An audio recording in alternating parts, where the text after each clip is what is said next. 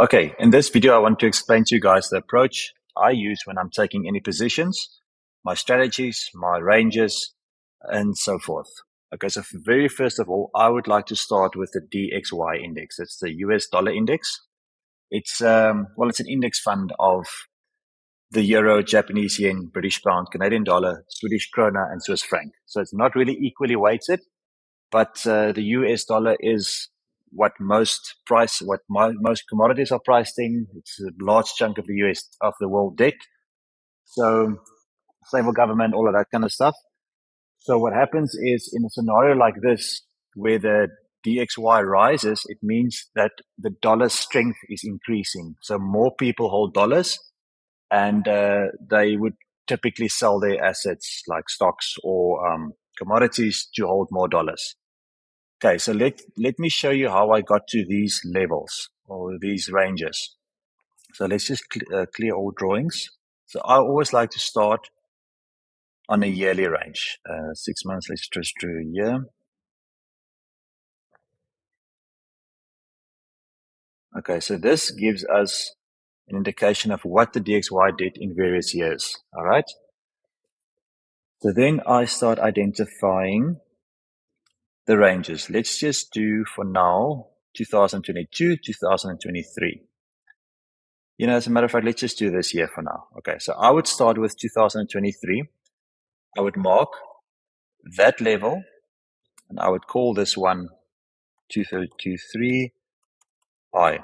I'm always working on the closing. I'm not going to work on the candle tips up and down. I'm just going to work on the closing levels. Okay, I'll do another one, and I'll call this one 2023 low. Okay, so that's my ranges for this year so far. Then I would narrow down to quarterly every 3 months. And there I would see a new level that arose on the last. This is in July.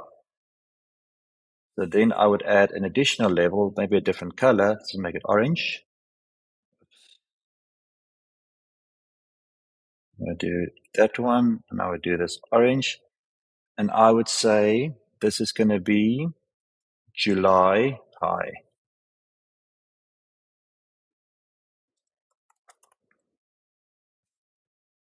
Let's make it the high. Okay. Then I would narrow it down to a month, or not really a month. It's going to be, let's call it on a weekly level. So there I can see there's my July high.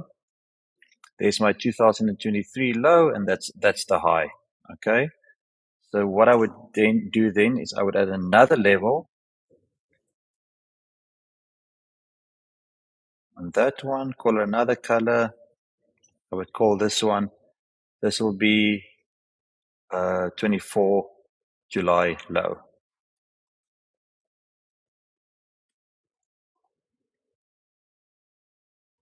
Okay. So this gives me a beautiful range, call it different ranges to work with. Then I would go to a day. So I would see here, then I would add another range on that, call another color, just make it more dominant. And let's call this one, it's going to be 28 low, 28 July low.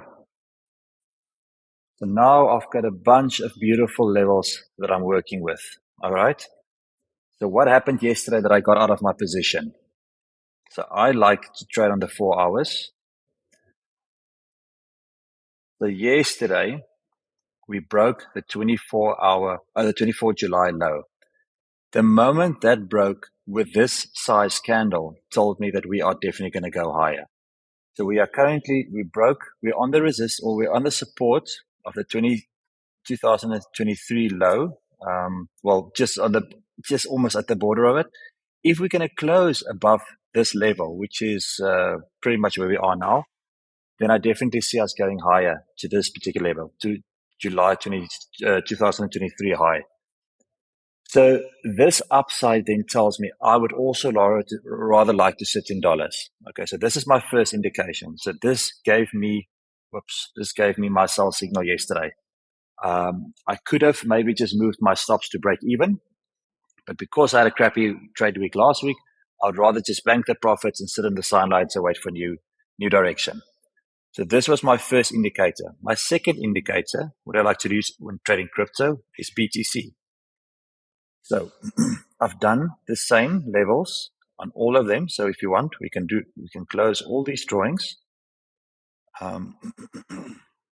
Excuse me. Let's just remove all drawings and do the same. Let's just go on a year.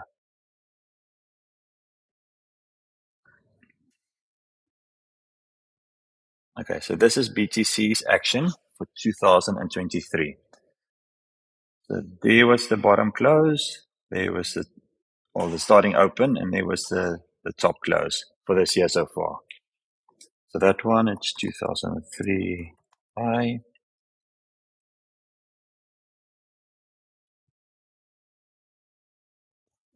Sorry. And 202 low. So beautiful yearly ranges. Like to go to quarterly. Okay. So we can see the deviation, which is busy happening on this side. So let's do another level for the next quarter. So we're going to zoom in a little bit more.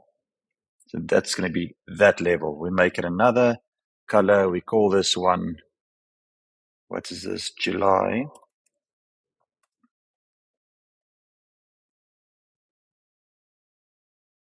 Okay. Then we go on a weekly basis. So you can see what's happening here. We can see a lovely deviation that's happening above. And this is also one of the reasons why I climbed out yesterday. So now we can add, so remember, we are, excuse me, we are on a weekly time frame now. So we can add another level on this side. We make it, oh, just blue. We call it week high. And just for interesting, we can say 24 July.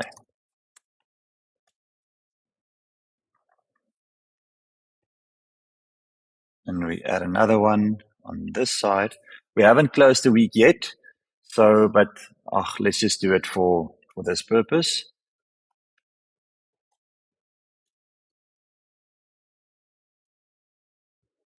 Okay. So this is my range bound, which I'm looking at now. So now I would go to daily. You can see this lovely ranges that we have to play with here. And then my time frame, which I like to play with, is the 4-hour. So this is typically what we're seeing is happening here. So what I also sometimes like to do is I would like to draw a middle line between the week high and the week low. Roughly, if you measure this, and this is roughly a week, and I would just maybe change the visibility or the style of this one just to, so this tells me the following. This will be the resistance. If we break that, we're going to go to the week high. If we don't do that, we're going to go to the week low. So this is where we are at this particular point in time. There is not much happening at this point. So we need to either break the weekly low of 24 July, remain above it, in this case for at least 4 hours, maybe 2 or 3 candles, then potentially we can long BTC and as well as other crypto. So I have cheated a bit because this week is not entirely finished yet. So for example, if this week now drops at another couple of points, then obviously the ranges change. But this is the setup that I like to use. So typically what I'll look at, again, I'll set an alarm here for today. I'll set this alarm and I'll create an alert.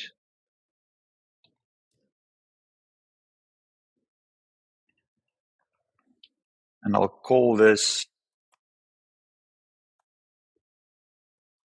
recheck crypto charts. Okay, I'm going to do it once per bar close. Otherwise, you get a bunch of notifications, which is irrelevant.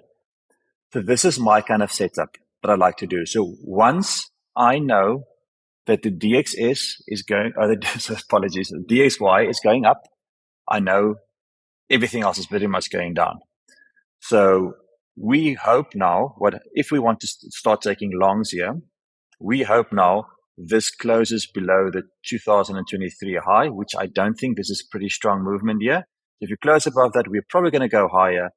And on BTC, we are probably going to go lower. And that is the reason why I climbed out of yesterday's trades.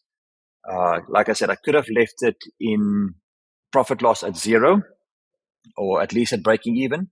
But because of the strength of this candle, because of the strength of this candle, I just said to myself, I'm rather going to bank some profits as opposed to waiting for anything else. If we closed a little bit above this line, I would have just moved my stop loss at flat. So what that means is I would typically, let's just use an example here of Solana.